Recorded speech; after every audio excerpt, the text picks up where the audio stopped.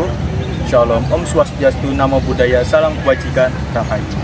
Halo semuanya, selamat pagi, siang, petang, dan malam.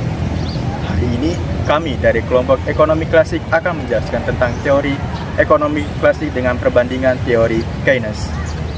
Nah, sebelum kita masuk ke materi, marilah kita perkenalan terlebih dahulu. Saya Gema Ramadika, NIM 122, dan di sebelah saya Siti Rodia, NIM 143. Saya Devakta Krismawati, NIM 146. Saya Kana Angelis Tanggang, NIM 111. Oleh karena itu, karena kita sudah perkenalan, marilah kita lanjut ke pemateri.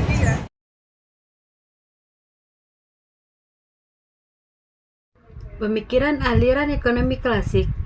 Ekonomi klasik adalah aliran pemikiran ekonomi yang muncul pada akhir abad ke-18 dan awal abad ke-19. Adam Smith adalah salah satu tokoh utama dari aliran ini dan sering dianggap sebagai bapak ekonomi modern. Bukunya yang paling terkenal adalah The World of Nations pada tahun 1776 menjadi dasar bagi pemikiran ekonomi klasik.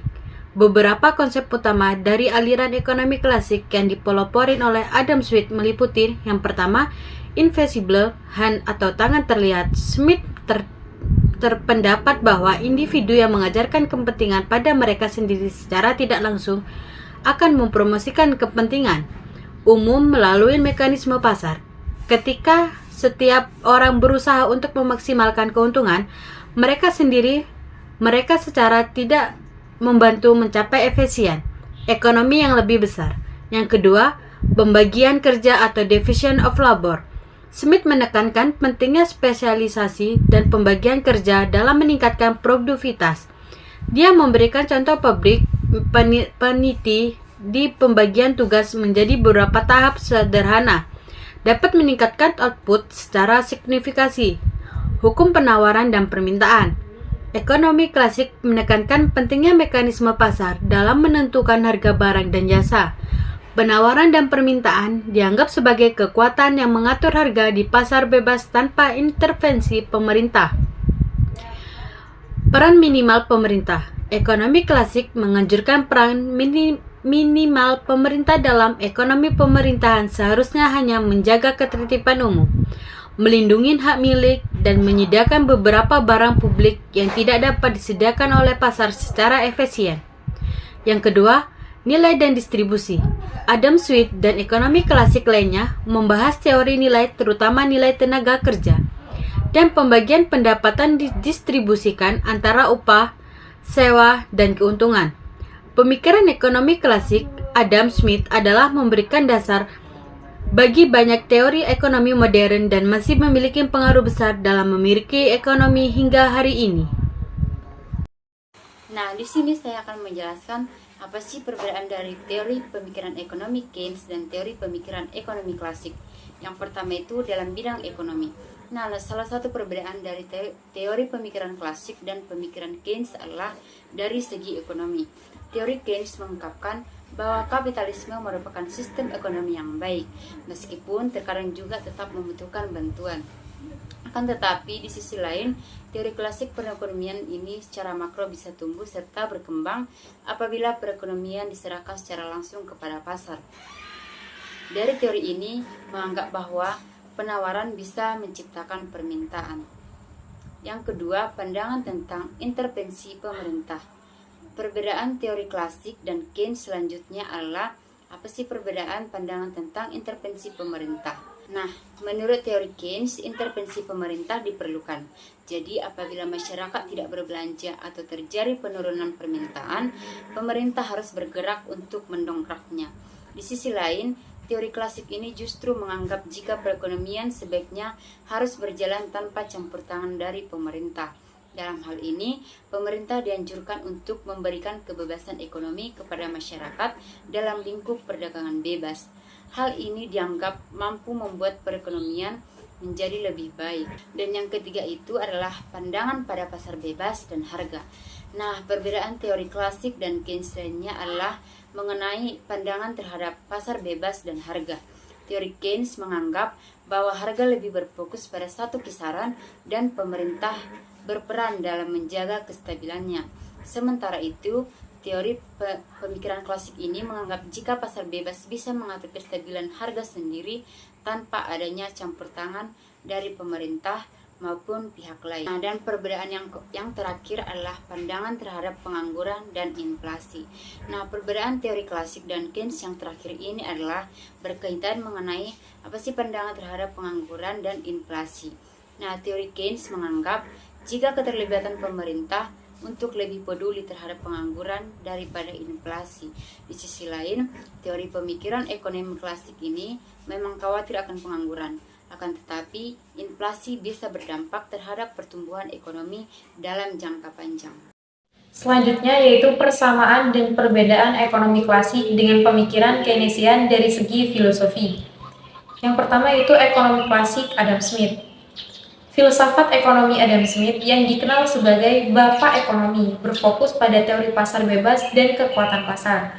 Ia menulis The Wealth of Nations 1776 yang menjelaskan dasar-dasar perkembangan industri dan perdagangan di Eropa, serta dasar-dasar perkembangan perdagangan bebas dan kapitalisme. Teori Smith menekankan pentingnya modal investasi dan agen-agen pertumbuhan seperti petani, pedagang, dan produsen dalam memperluas pasar dan meningkatkan produktivitas. Smith juga memperkenalkan konsep tangan tak terlihat, yang menjelaskan bagaimana kepentingan pribadi dapat mengarahkan kepentingan umum tanpa campur tangan pemerintah. Smith juga memperkenalkan teori nilai kerja yang menyatakan nilai suatu barang yang ditentukan oleh tenaga kerja yang masuk ke produksinya. Teori ini meminimalisir campur tangan pemerintah dan mempromosikan kebebasan ilmiah. Kritik terhadap teori Smith datang dari ekonomi lain, seperti David Ricardo, yang menanggapi teori nilai tenaga kerja dan memperkenalkan teori nilai tukar. Dalam The Wealth of Nations, Smith juga menjelaskan bagaimana kemakmuran negara dapat dicapai melalui kekuatan pasar dan kebebasan ekonomi. Teori ini sangat berpengaruh dalam pembangunan kapitalisme dan perkembangan kapitalisme dan masih dipertahankan dalam beberapa bentuk hingga saat ini. Filosofi Keynes. Filosofi ekonomi Keynesian berfokus pada peran pemerintah dalam menstabilkan ekonomi. Keynes menekankan pentingnya permintaan agregat sebagai penentu output dan tingkat pengangguran. Ia berpendapat bahwa kebijakan pemerintah dapat digunakan untuk meningkatkan permintaan pada level makro, untuk mengurangi pengangguran dan deflasi. Keynes juga mengkritik teori ekonomi klasik yang berpendapat bahwa pasar akan mencapai equilibrium dengan sendirinya tanpa campur tangan pemerintah. Keynesian menandai berakhirnya ekonomi laissez-faire, suatu teori ekonomi yang berdasarkan pada keyakinan bahwa pasar dan sektor swasta dapat berjalan sendiri tanpa campur tangan negara. Keynes menerbitkan buku The General Theory of Employment, Interest and Money yang memuat pemikiran awal mengenai ekonomi makro dan pemikiran ekonomi Eropa. Dalam buku ini, Keynes membahas kegiatan ekonomi yang dilakukan secara bersama oleh produsen, distributor, pemilik faktor produksi, dan konsumen, serta peran pengusaha, pemerintah, lembaga keuangan, dan negara lain dalam sistem perekonomian suatu negara. Keynesian juga menekankan pentingnya pengeluaran pemerintah untuk meningkatkan permintaan agregat dan mengurangi pengangguran. Ia berpendapat bahwa jika pemerintah meningkatkan pengeluarannya, uang yang beredar di masyarakat akan bertambah sehingga masyarakat akan terdorong untuk berbelanja dan meningkatkan permintaannya, sehingga permintaan agregat bertambah. Lalu yang selanjutnya adalah persamaan dan perbedaan ekonomi klasik dengan pemikiran Keynesian dari segi nilai ekonomi yang diharapkan, atau basic value of economy. Persamaan, kedua paradigma ini bertujuan untuk mencapai kemakmuran masyarakat, meskipun dengan pendekatan yang berbeda. Pengambilan keputusan ini memandang pentingnya pengambilan keputusan yang rasional dalam mengelola sumber daya ekonomi. Perbedaan utama antara nilai ekonomi yang diharapkan dalam ekonomi klasik Adam Smith dan pemikiran Keynesian adalah A. Ekonomi klasik Adam Smith, yaitu pasar bebas. Adam Smith menyatakan teori invisible hand, di mana mekanisme pasar akan mencapai tingkat kemakmuran maksimum tanpa campur tangan pemerintah.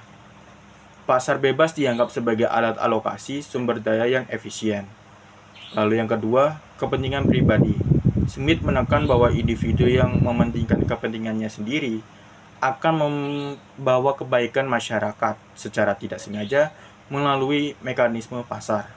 Lalu yang ketiga, tidak ada campur tangan pemerintah.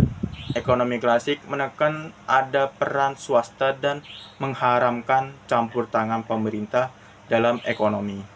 Lalu yang B, pemikiran Keynesian. Yang pertama, campur tangan pemerintah. Keynesian menekankan peran pemerintah dalam mengatur ekonomi melalui kebijakan fiskal dan moneter. Intervensi pemerintah dianggap diperlukan untuk menghindari depresi ekonomi. Yang kedua, kebijakan fiskal. Keynesian mempromosikan penurunan target pajak dan peningkatan belanja pemerintah untuk meningkatkan pertumbuhan ekonomi dan menciptakan pekerjaan. Lalu yang ketiga, persaingan tidak sempurna. Keynesian mengakui bahwa persaingan tidak selalu sempurna dan bahwa pemerintah perlu ikut campur tangan untuk mengatur pasar yang tidak efisien. Oke, selanjutnya persamaan dan perbedaan ekonomi klasik dengan pemikiran Keynesian dari segi instrumen kebijakan atau instrumental economic system. Yang pertama dari ekonomi klasik Adam Smith. Yang pertama yaitu kebebasan pasar. Smith berpendapat bahwa pasar bebas akan mengatur dirinya sendiri tanpa campur tangan pemerintah. Ia berasumsi bahwa tangan tak terlihat akan merangsang pasar menuju keseimbangan alami tanpa adanya campur tangan dari luar. B. Harga fleksibel. Ekonomi klasik menekankan pada penerapan harga yang fleksibel baik dari segi upah ataupun barang. Harga yang fleksibel akan menyesuaikan diri dengan permintaan dan penawaran, menghasilkan keseimbangan pasar. Selanjutnya C. Bagian pekerjaan. Smith membagi tahapan pertumbuhan ekonomi menjadi 5 tahap, termasuk masa perburuan, masa peternakan, masa bercocok tanam, perdagangan, dan yang terakhir adalah masa industri. Bagian kerja merupakan titik sentral pembahasan dalam teori Smith dengan upaya meningkatkan produktivitas tenaga kerja melalui spesialisasi. D. Investasi modal. Smith menekankan pentingnya investasi modal untuk meningkatkan produktivitas tenaga kerja dan meningkatkan kesejahteraan. Investasi modal akan meningkatkan kemampuan menabung, akumulasi modal, dan investasi, sehingga meningkatkan pertumbuhan ekonomi. Dan E. Perdagangan bebas. Adam Smith sangat mendukung perdagangan bebas antar negara karena ia berpendapat bahwa perdagangan bebas akan menguntungkan negara dengan mendapat barang-barang mentah yang murah dari luar negeri dan berakibat pada turunnya biaya produksi. Selanjutnya teori Keynes. Yang pertama yaitu kebijakan fiskal, meningkatkan belanja publik untuk proyek infrastruktur, pendidikan, atau kesehatan yang dapat menciptakan lapangan kerja baru dan meningkatkan permintaan agregat. Selanjutnya, kebijakan moneter. Peningkatan jumlah uang beredar yang dapat membawa pada peningkatan output dan lapangan kerja, tetapi hanya dalam jangka pendek.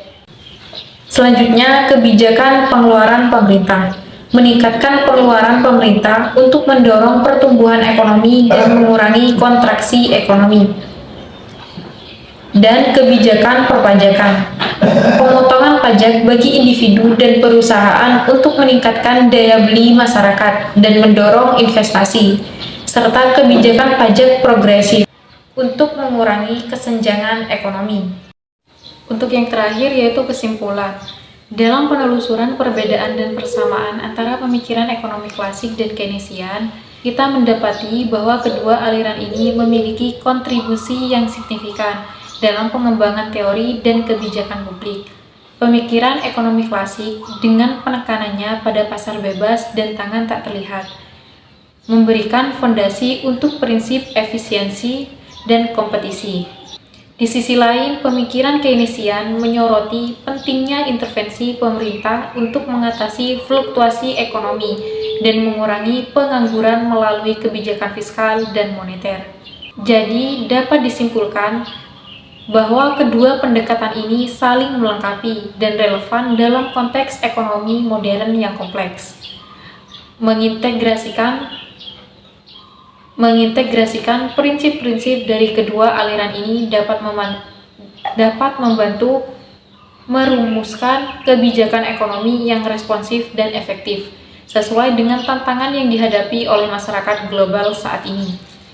Dengan demikian, pemahaman yang mendalam tentang keduanya penting untuk memandu langkah-langkah kebijakan yang mempromosikan pertumbuhan ekonomi yang berkelanjutan dan kesejahteraan masyarakat secara luas.